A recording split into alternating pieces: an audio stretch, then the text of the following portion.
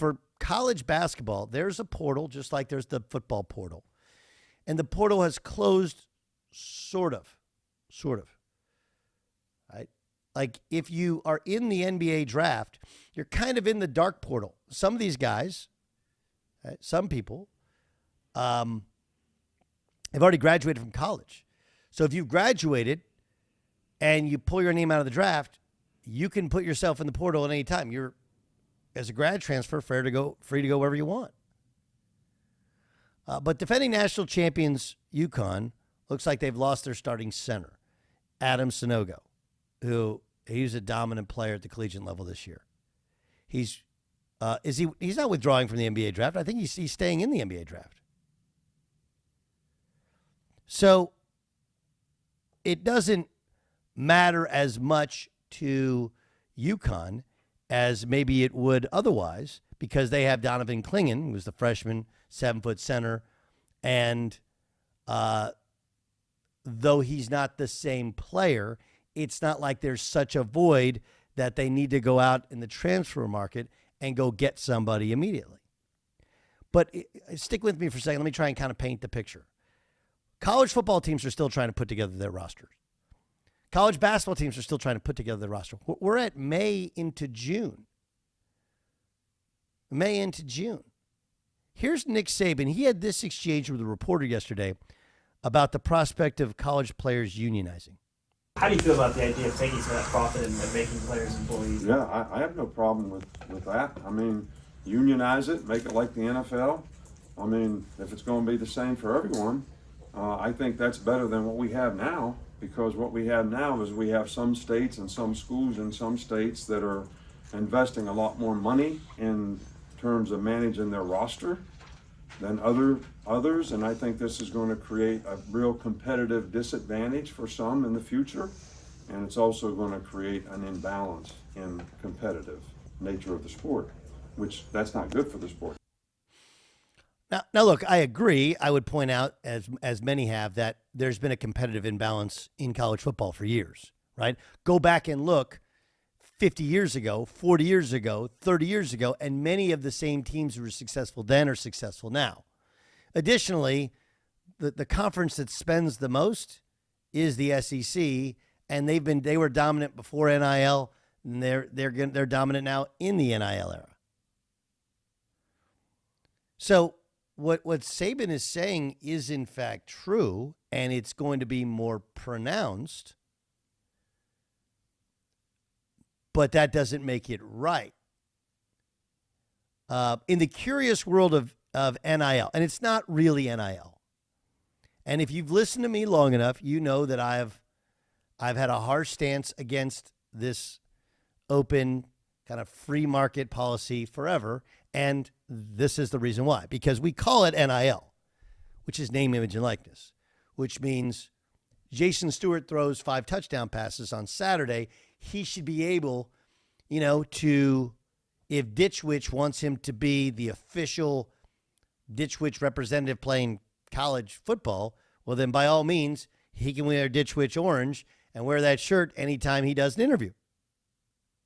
But that's not how it works. How it works now is boosters throw money into a collective, and a collective pays the player for their name, image, and likeness, and they find some stuff and find some sponsors for them to do, but it's promised money, layered sort of promises that usually come up short of what's actually promised. I mean, it's super confusing. For the student athlete, they think they're worth more. They're being told they're worth more. They put themselves in the portal because they think they're worth more elsewhere, leaving behind relationships, sweat equity, and at least a knowledge of what they were going to get. They go into the new world. Maybe they take somebody's word that they're going to get a certain amount. Maybe they don't. What's fascinating about Sanogo and basketball is that forever the thought was, like, I don't really want to go to school, and I'm not getting paid anything. Why stay? And look, I've been a proponent of staying because what you gain from getting your degree, what you gain from those years, you can always be a professional. You can, once you become a professional, that's kind of, you are who you are there. And look, if you can go to college in your first year, be a lottery pick, go, by all means. But if you're trying to figure out, will I get drafted? Will I not get drafted? And now in college athletics, you can make more money than even as a two-way player. Why would you go?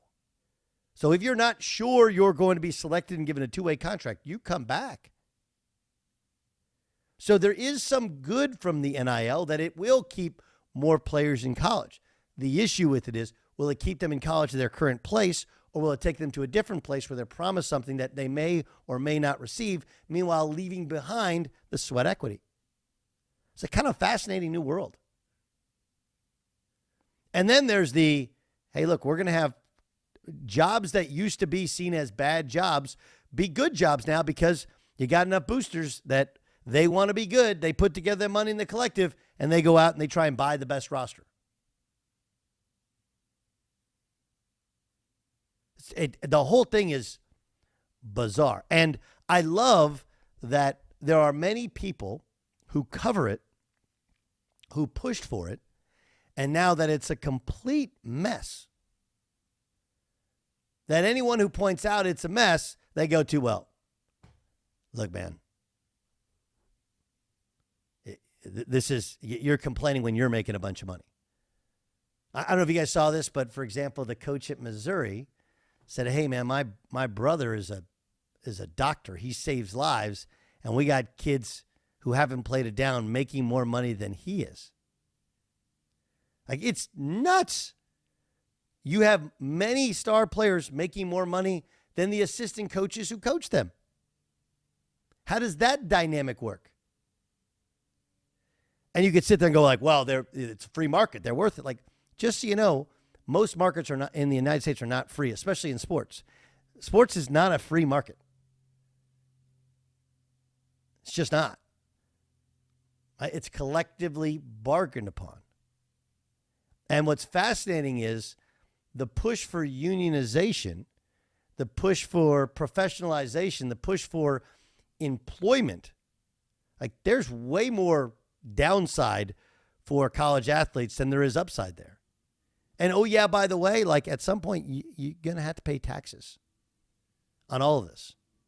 If you're an employee of a university, you'll not only have to pay taxes on the money that you get, you'll have to pay taxes on all the money that's spent on your behalf. How do I know that? Because I've been an employee of companies for over 20 years, right? Like when they say, hey, we're going to pick up your moving cost. Great. Then all of a sudden you get a tax bill. You're like, wait, I thought you were picking up your moving costs. Like, we did. But that's a taxable benefit. You got to pay the tax. It's mind-blowing and fascinating. I believe we had a great system that needed some tweaking, needed some ability for players to capitalize more readily, more earnestly, more independently on their success. Because previous to it, it all been like me, where you benefit off your name, image, and likeness in your post-college career. And I've done very well, and I'm in no small part to getting a chance to play at Oklahoma State. And I respect that immensely. But in our need for things now, I got to get paid now, and we see all this money, and we've gone the other way to where it's just crazy. Jay Stu, I'm interested in your take. As a very innocent bystander, not a lover of college sports, when you hear people in the know complaining about the current state of it, on the other hand, they're all, many of them are well taken care of financially, and it's all part of a big business. What do you think? Well, me being in the business for the last 25 years, this has been a topic forever. In fact, it was one of those lazy sports topics. Let's take your call. Should college athletes be paid? And then there was always like the next conversation, which was much more nuanced. Of course, they should be paid, or of course, all this money coming in from the TV and everything else, the players should see some of that. I always thought that. But to hear you talk about it, since we've been working together here, you've kind of turned me on this. There's a darker side. There's a much more complicated, nuanced side. This law of unintended consequences that you refer to constantly. You've kind of turned me on this from simply saying, yeah, they deserve to get paid, to actually thinking about the details, that's kind of where the devil is. Well, I mean, it's so hard to help people understand that it's like, I forget who said this. Is college sports a business? Sort of. Not really. Right? Because if it's a real business, okay, then Title IX doesn't have any sort of, it doesn't relate to this. Right? Like there's the Title IX is an issue. Okay? There's also basically college athletics exists in a bit of a tax loophole, and many spots of it operate tax free. It for a long time was subsidized by the state, public schools subsidized by the state. For the most part, that's no longer the case. And there are layers of support for the student athlete that have to exist in order to be a student, in order to be an athlete. And it's like we also, here's one of my biggest issues is that school truly doesn't matter. School truly doesn't matter. And it's crazy. It's like it used to be you'd lose guys to the pros. You're like, he hates going to school. No, a lot of these guys, they don't go to schools. Take all your classes online. There's a player named Caleb Love. Many people remember he was at North Carolina. They went to the national championship game 2 years ago. This year they were disappointed to make the tournament. He was going to transfer to Michigan. Instead, couldn't get into Michigan. Now he's at Arizona. The reason? I believe he took all online classes, and those online classes after COVID don't transfer.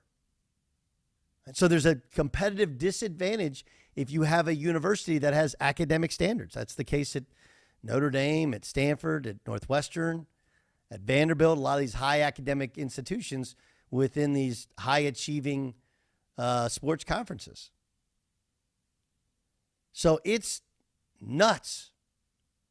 It's nuts. But we don't calculate the value of being able to get into a school. Right? And college is not only more expensive than it's ever been, it's harder to get into than it's ever been. Incredibly hard. Ask anybody in California. 2 easiest schools to get into were USC was easy. If you had the money, you get in. And San Diego State. Those are 2 of the hardest schools to get into now. A good portion of it is because of the athletic success, right, which makes more people want to go there. And then it becomes kind of a glamour school. They're hard to get into. And we never account for that. We never account for all the different support, dietary support, training, academics, any of it. And we have to feed these kids money now, before they've actually kind of earned it. I mean, just the whole system is in a bizarre state of flux. And Nick Saban, who's telling truths, even if it's like, hey, look, I'm actually the one who's helping dominate this thing. And I'm telling you, this is not a good path we're on. If Saban is saying it when he's making $8 to $10 million a year, and in a down year, they lost 2 games on the last play. That's what Alabama did last year. Last year was a down year. They lost 2 games on the last play. What he's saying is the truth, which is this is nuts.